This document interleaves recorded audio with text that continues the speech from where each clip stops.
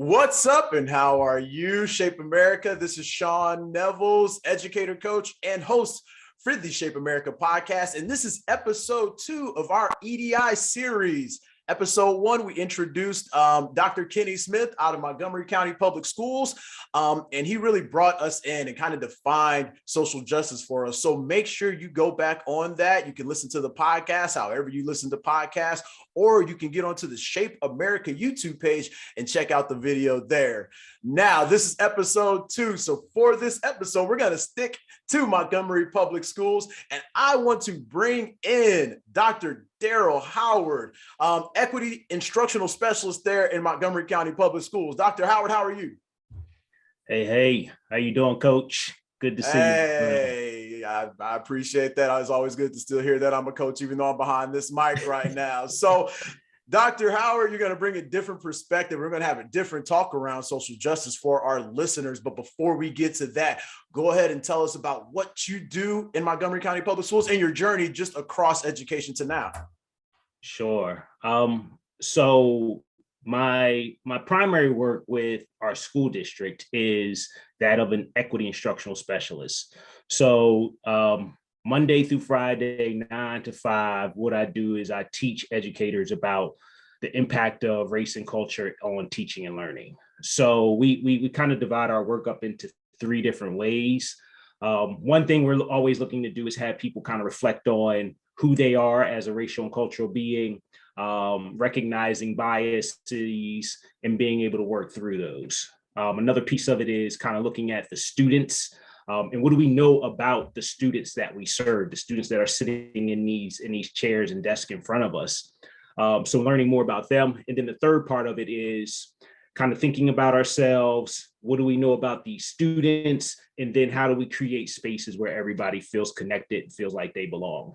So that's my primary work.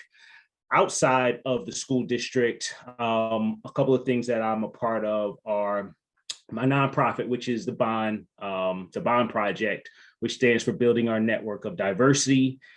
It was really developed and rooted in this idea that workforce diversity is a problem in education. Across the board, our educators, only 2% are Black or Latino men. And we know that our classrooms don't look like that.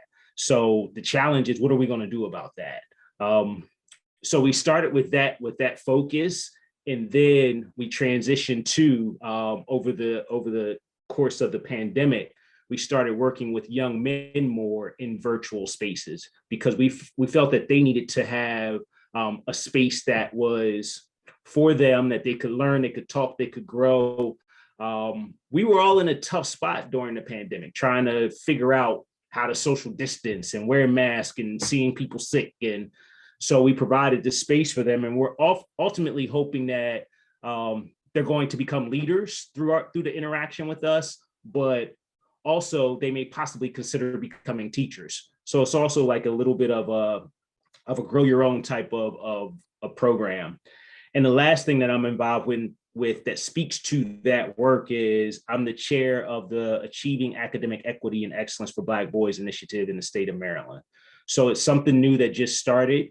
And we have pilot schools across the state in which we are implementing recommendations and best practices from a year of research that we put in to say, what is it that we need to do in schools differently that would allow Black boys to have more academic success in their buildings? So we have some pilot schools.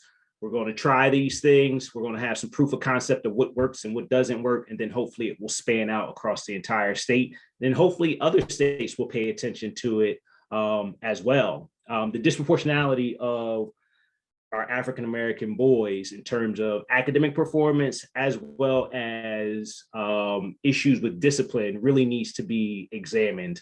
And I can go into a lot greater detail about that, but you asked me to introduce myself. So those are my 3 primary things that I usually speak to when I talk about my most meaningful work.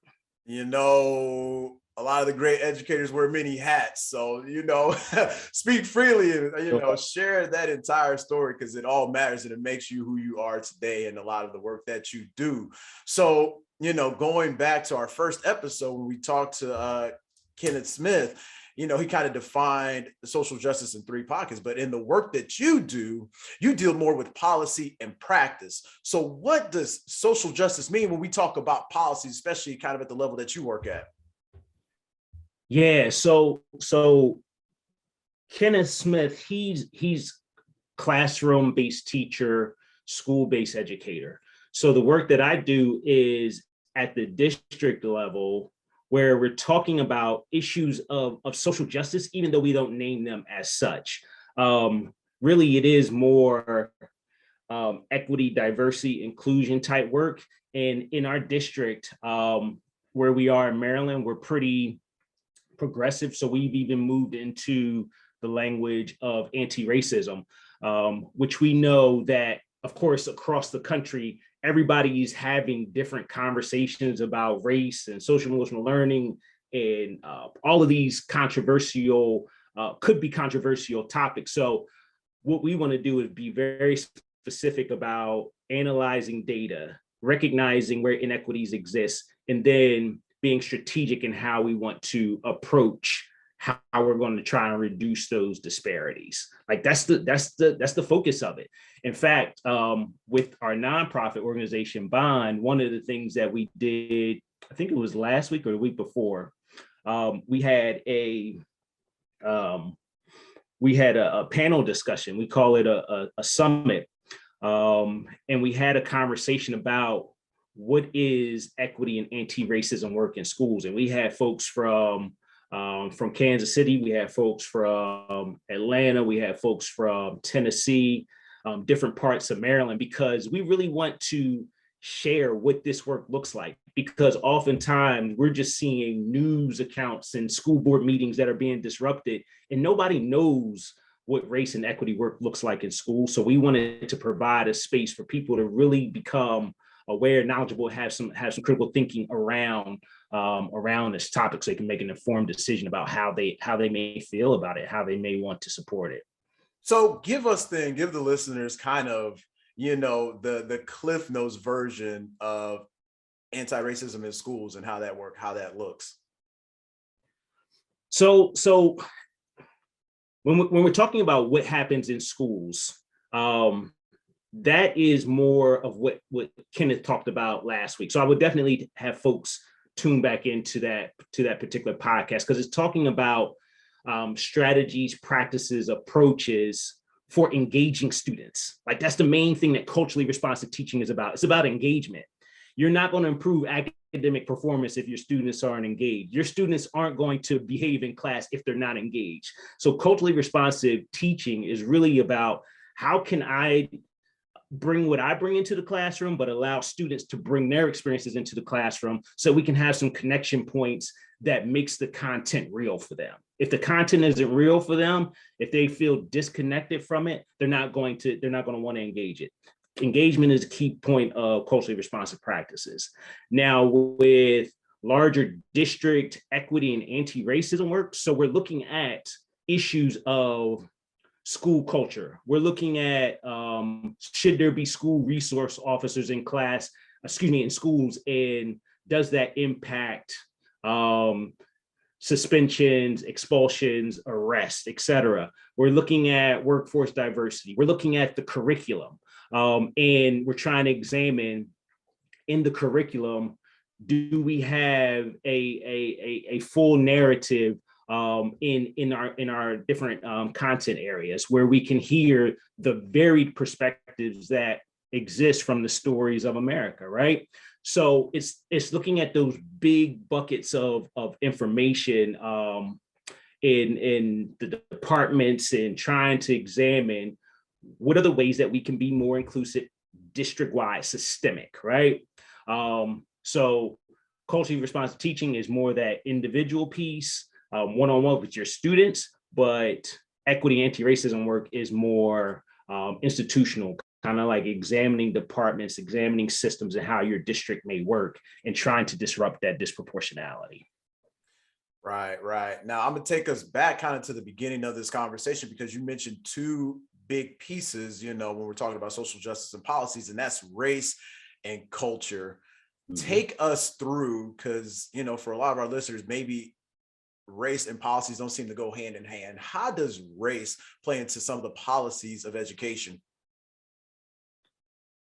How does race play into some of the policies in education? So, when I think about, redlining, kind of some of the historic things like redlining and things like that, how do some of those things play into the space of education?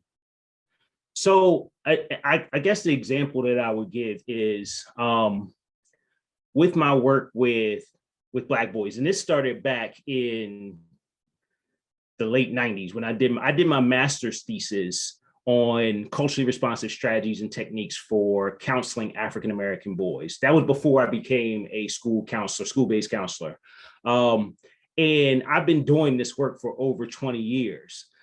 What remains the same is the data.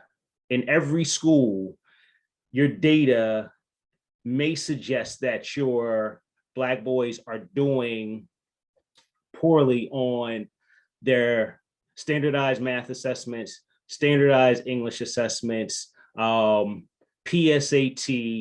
they're least likely to be in AP and honors level classes, lower college acceptance rates, lower graduation rates, right? So all of those areas, they're the lowest in, and that data is clear. They're the highest in referrals, suspensions, expulsions. So you're the lowest in some of the outcomes that are needed to be successful, but you're the highest in those indicators of things that are problematic. So what that tells me is either young Black boys, a racial group, are predisposed to negative outcomes, or we're doing something wrong in our schools. And schools look at this data every single year. You create a school improvement plan based off of your data, and you say that what are the student learning outcomes we're going to have for this particular group, but we do not change practice. So we do not use the data that we have to drive the practices that are important for changing outcomes. And I'll reference the work of Paul Gorski. Paul Gorski out of, I believe he's still at George Mason. He talks about what it means to be equity literate is, number one, being able to see equity, to recognize it, right? But then you have to be able, because everybody can recognize it, everybody can see inequities. Sometimes in our mind, we think that those inequities are supposed to be like that. We've always seen them that way, that we just bought into the narrative, that's what it is. We can't change it. Well, we can change it, right? So we have to first recognize it, but then we have to be bold enough to respond to it. And most people, that's where they stop, because that means that you have to reach beyond yourself, and you have to do something about it. You have to interrupt something that is problematic in schools for a particular group of students.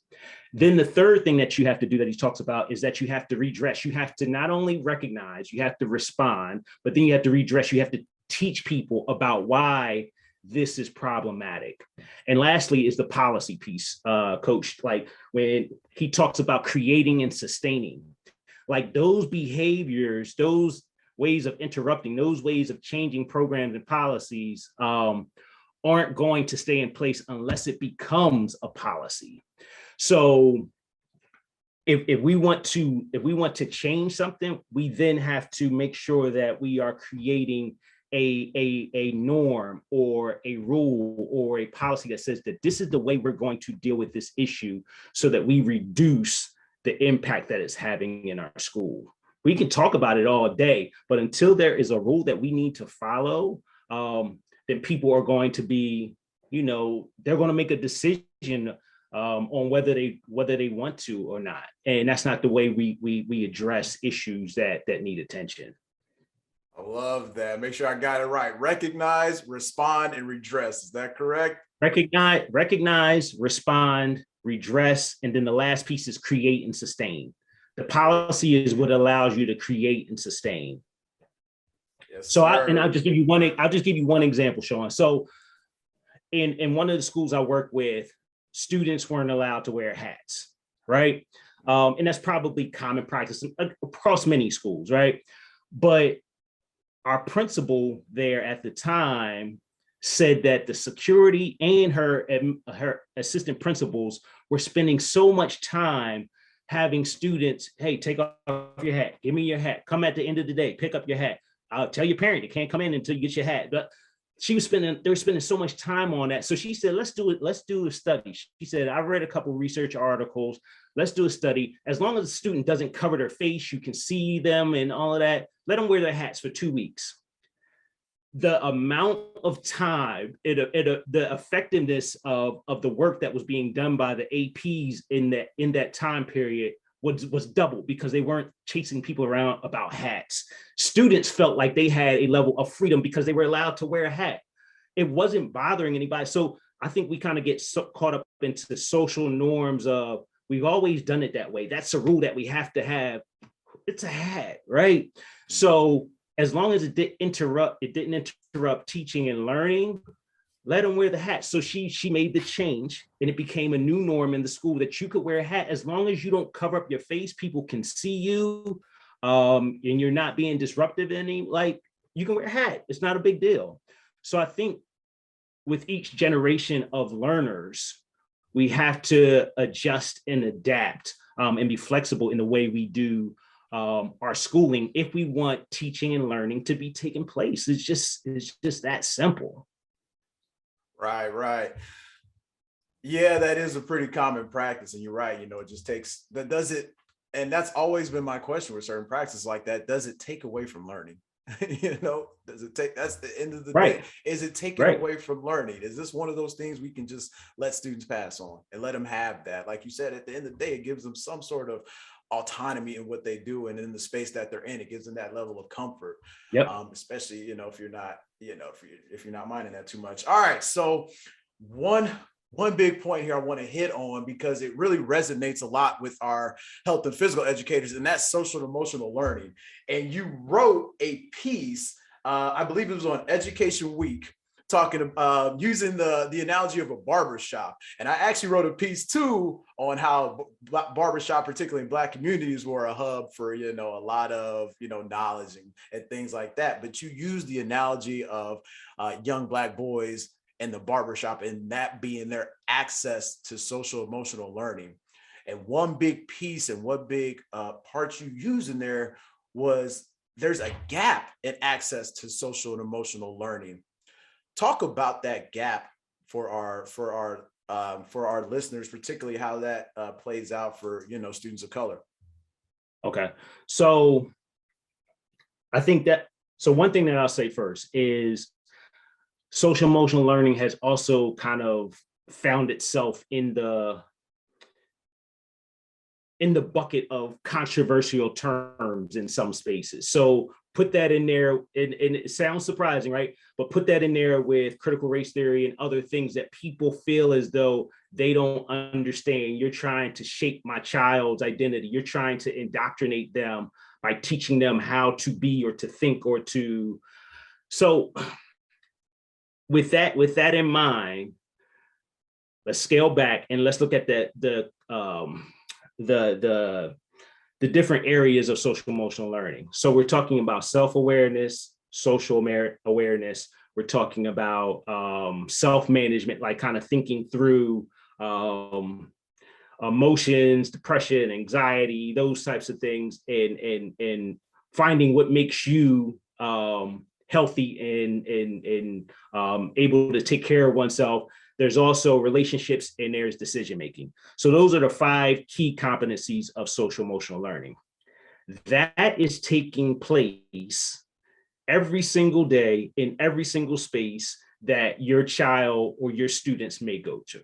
Whether we are part of facilitating that or not, students are always learning, and they're trying to figure out what is the right thing for them to be doing, that is healthy for them, that feels good for them, that makes them feel like they belong. Now, when we talk about social emotional learning as it relates to students of color, oftentimes social emotional learning may be being delivered in a way that they may not feel connected to it. And with that, it feels like a form of like you're trying to make folks compliant to, oh, this is the way you should behave. This is the way you should act. opposed to let's think through what are the norms that we want for this space. How can we make sure everybody's respected and feels good being here, right? So I think that's part of the challenge with social emotional learning. It's not always culturally responsive. Your racial and cultural identity is part of how you see the world, right? So that's going to impact how you establish relationships, how you make decisions, the way you process your emotions. And of course, self and social awareness is all going to be impacted by race and culture.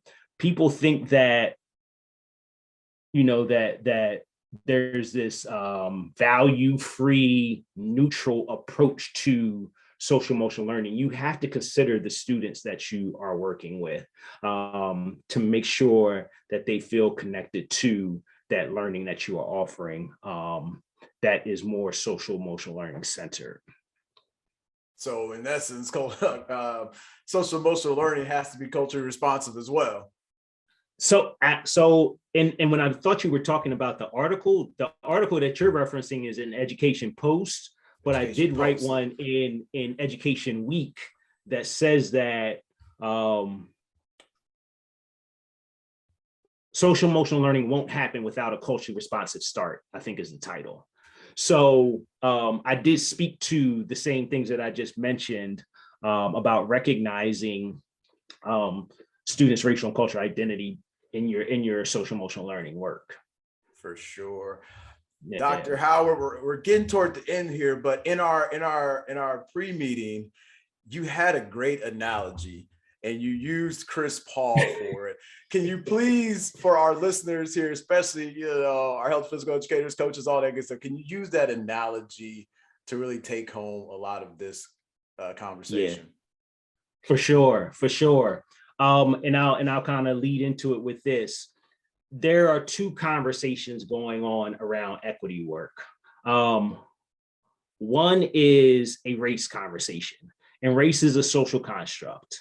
So there are many things that we all have in our mind about what race is and what we see and what the problematic areas, the inequities are.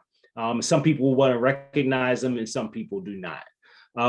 That's a larger conversation that school districts should be thinking through. Back to our schools, back to our classrooms, back to our day-to-day practices, that's back to culture. Because every one of us has a culture, from the songs that we like, the foods that we eat, the holidays we celebrate, the ways in which we interact with one another. I may look down when I'm talking to somebody. A child may look down when they're talking to you as a sign of respect. Some children were taught to look you in the eye as a sign of respect. So oftentimes we have to learn to read our audience, read the diverse learners we have in our room. So we have to be culturally responsive.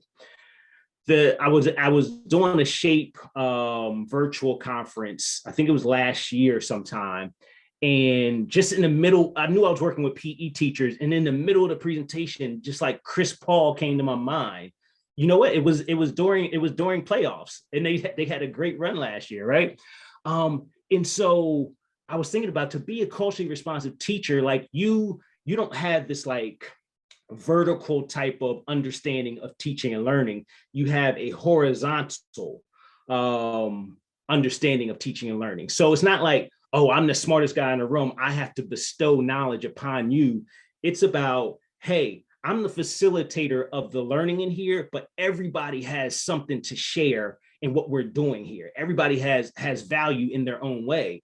And like Chris Paul, he's not known as the best player in NBA history, but he's a damn good point guard, right? Because he moves the ball around, he gets people involved, he knows how to get his folks near the rim, because they may do better underneath the basket. He knows how to get folks the ball when they're on the outside. He's calling out the plays. He's reading the defense. I can't remember who their center was, but he's a young guy. He's like 22 years old. Like, how do you build him up to be Aiton's his last name? Yeah. How do you build him up to be strong in his position and know his role as a part of the team. Like, so it's all about facility. Chris is not trying to score all the points. Chris is not trying to be the MVP. He's just trying to make sure that his team has more points than the others, right? So it's about, at the end of the day, it's about, did my students learn? Did my students grow from this experience? And how am I using my skills to facilitate that learning in our classroom? So I need to write a blog piece on or something on that. Yeah, there's a lot of thoughts I have about that.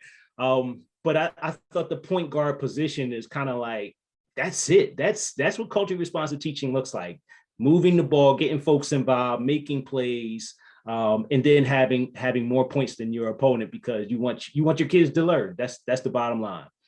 And that's a good way to end this conversation. Dr. Howard, tell us about any projects you got going on and how we can follow you.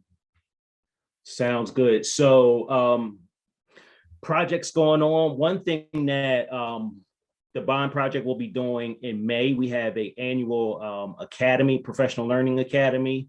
So that will be taking place May, I believe the date is 21st. You can go on our website at www.bondeducators.org. In terms of my social media, everything is at Daryl Howard, Ph.D. So please follow. We can keep in touch with this type of work. I'm always willing to help folks who are looking to grow, share resources. I follow back. Because I enjoy meeting educators, people inspired. Like, Twitter saved my life, man, because people inspire me, seeing what folks are doing across the country and learning from them. Like, we don't have all the information, we don't know everything, but it's important for us to be able to learn from one another and be able to grow in our craft. So at Daryl Howard, PhD, across all social media, LinkedIn, Facebook, Twitter, Instagram, everything. And there you have it, ladies and gentlemen, Dr. Daryl Howard from Montgomery County Public Schools. Before I sign off here, I just want to take a quick word, and I'm always good for book recommendations for those who are listening. One I would recommend, especially if you're trying to get yourself into this work, is We Want to Do More Than Survive: Abolitionist Teaching and the Pursuit of Educational Freedom by Bettina L. Love, and particularly a piece that really, sounds to our people as wellness. And as educators, if you advocate for the well-being of children, safe schools, and basically what we do as health and physical educators, the wellness of ourselves as well, then you are taking part in social justice teaching. And if you are doing that we ask that you be well. All right is not enough. So please, as you do this work, be well. Thanks for listening and take care.